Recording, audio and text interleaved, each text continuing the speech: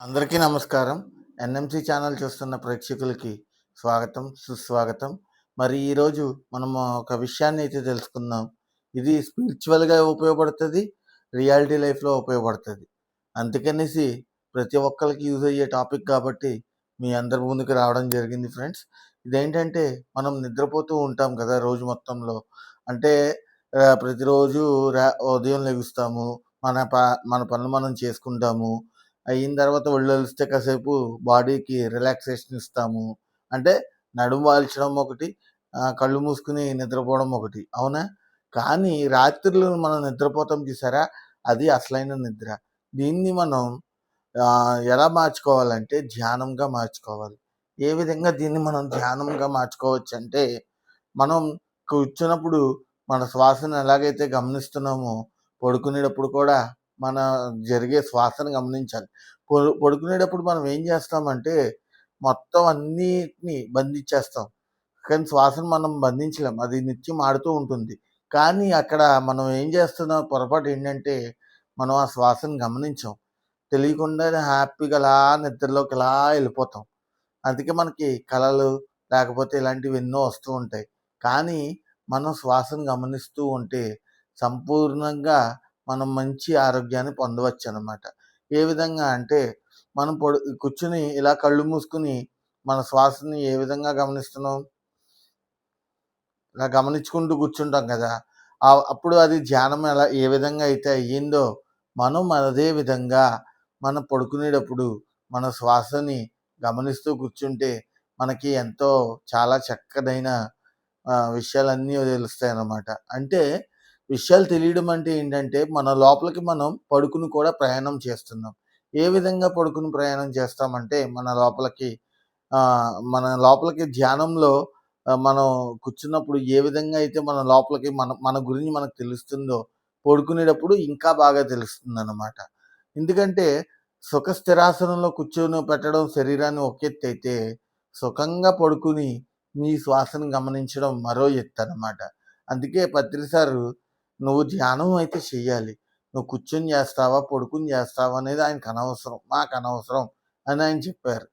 మరి మనం తీసుకునే ఆహారం ఎంత చక్కనైన ఆహారాన్ని మనం తీసుకున్నామో, అదే విధంగా అంతే చక్కగా మనం ధ్యానం చేసుకుంటూ, మన యొక్క శరీరాన్ని సుఖస్థిరాసనంలో కూర్చోబెట్టినప్పుడు ఎంతైతే కాస్మిక్ ఎనర్జీ మన బాడీలోకి ఫ్లో అవుతుందో, అదే విధంగా మనం పడుకున్నప్పుడు మన ఇంద్రియాలన్నీ కూడా అంటే కళ్ళు, ఇయన్నీ మన ఆధీనంలో ఉండవు.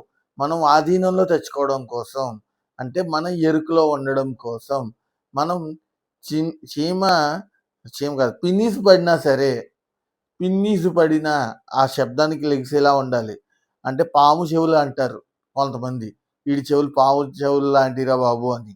అంటే దాని అర్థం పాముకి చెవులు నిజంగా ఉన్నా లేకపోయినా చిన్న చిటికెడు ఇలా చిటిక వేసినా ఆ శబ్దానికి వెంటనే అది ఎలర్ట్‌గా ఉంటది ఎరుకుతో.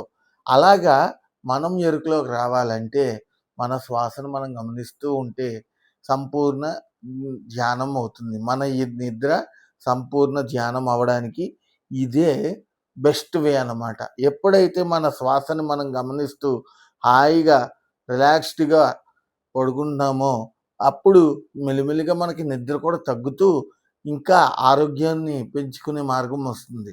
ఎప్పుడైతే నువ్వు శ్వాసను మర్చిపోతావో నీవు నిద్రలో జారుకుంటావు. ధ్యానంలో కూర్చొని శ్వాసను మర్చిపోయినా నిద్రలో జారుకుంటావు. పడుకుని శ్వాసని గమనించడం మర్చిపోయినా నిద్రలో జారుకుంటావు. ఇదే మార్గం అనమాట. నీ యొక్క శ్వాస, ఉచ్ఛ్వాస, నిశ్వాసాలను గమనించడమే ఈ ధ్యానం. అంతే సింపుల్‌గా మన ఆరోగ్యాన్ని మన చేతుల్లోనే ఉంది.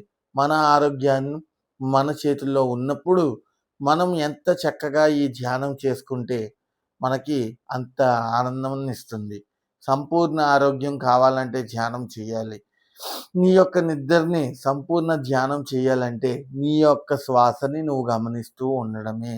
పడుకున్నా సరే, కూర్చున్నా సరే నీ యొక్క శ్వాస నువ్వు ఎప్పుడైతే ఎక్కువసేపు ధ్యానం చేస్తావో నీకు ఆటోమేటిక్‌గా నిద్ర అనేది తగ్గిపోయి నిన్ను ధ్యానం చేయమని, లేకపోతే నీకు నచ్చిన పాటలు ఉంటాయి. నీకు గమ్మున ఒక్కొక్కసారి నిద్ర రాదు.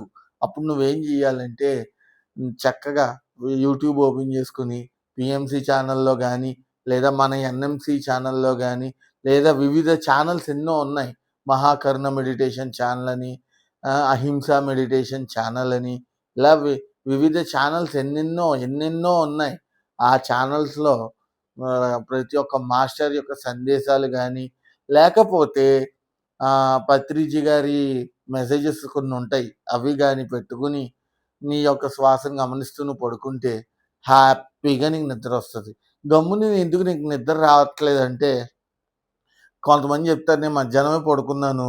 అందుకు నాకు గమ్మున నిద్ర రాదని. అది చాలా తప్పు. అది చాలా తప్పు. మధ్యాహ్నం పడుకుంటే రాత్రి నిద్ర రాకపోవడం ఏంటి? అలా అని చెప్పి మధ్యాహ్నం కడుపుకి ఆకలేసింది తిన్నావు. సాయంత్రం ఆకలేయకుండా ఉంటదా? చేస్తుంది కదా! దాన్ని తింటున్నావా లేదా? అలానే మనం మధ్యాహ్నం పడుకుంటే ఏంటి? సాయంత్రం పడుకుంటే ఏంటి? ఒకసారి మంచం ఎక్కామంటే వెంటనే నిద్రలో జారుకోవాలి. అలా జారుకోవాలి అంటే మనం సరైన స్థితిలో మనం ఉండగలగాలి. ఎప్పుడైతే మనం సరైన స్థితిని మనం పాటిస్తున్నామో ప్రతీదీ కూడా మన చేతిలో ఉంటుంది. సరైన స్థితిలో ఉండాలంటే సరైన ఆహారాన్ని నువ్వు తీసుకోవాలి. సరైన ఆహారం నువ్వు తీసుకోవాలి అంటే నువ్వు ఎంత ఎరుకలో ఉన్నావో నిన్ను నువ్వు పరీక్షించుకోవాలి. ఇది మెయిన్ అన్నమాట. ప్రతి ఒక్కరూ కూడా చూడండి, ధ్యానం చేస్తున్న ప్రతి ఒక్కరికి కూడా చెప్తున్నాను. ఎవరైనా ధ్యానం చేయకుండా ఈ వీడియో ఫస్ట్ టైమ్ చూస్తూ ఉంటే వారికి కూడా నేను చెప్తున్నాను. ప్రతి ఒక్కరూ మీరు తీసుకునే ఏ ఆహారం మీదే మీ వ్యవహారం ఉంటుంది. మీరు మాంసాహారం తింటే మీరు రాక్షసులా ప్రవర్తిస్తారు.